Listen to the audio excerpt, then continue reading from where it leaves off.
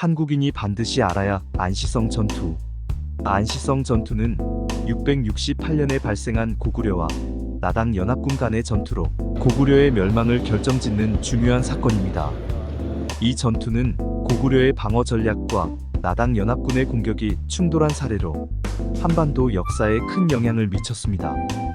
아래에서 안시성 전투의 배경, 전투 과정, 결과 및 역사적 의미를 자세히 살펴보겠습니다. 1. 배경. 고구려는 7세기 중반까지 한반도 북부와 만주 지역에서 강력한 세력을 유지하고 있었습니다. 그러나 내부의 정치적 혼란과 외부의 압박으로 인해 고구려의 세력은 점차 약화되었습니다.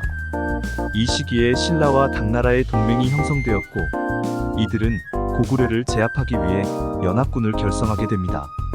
신라는 고구려의 남쪽에 위치하고 있었고, 당나라는 중국 대륙에서 강력한 군사력을 보유하고 있었습니다.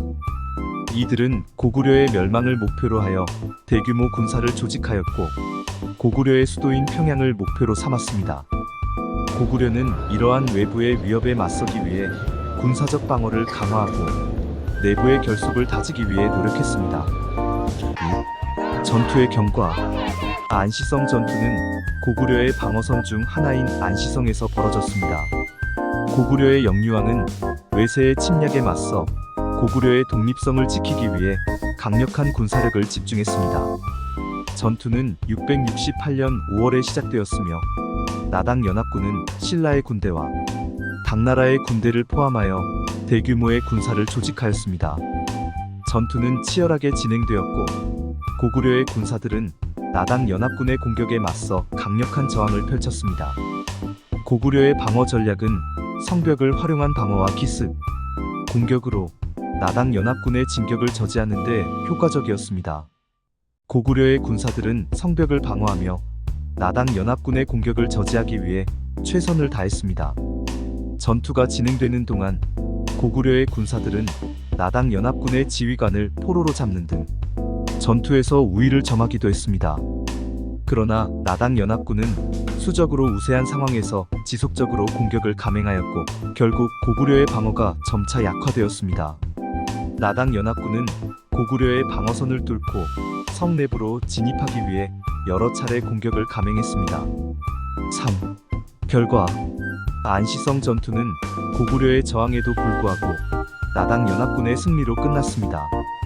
이 전투의 결과로 고구려는 큰 피해를 입었고, 이후 나당 연합군은 평양을 점령하게 됩니다.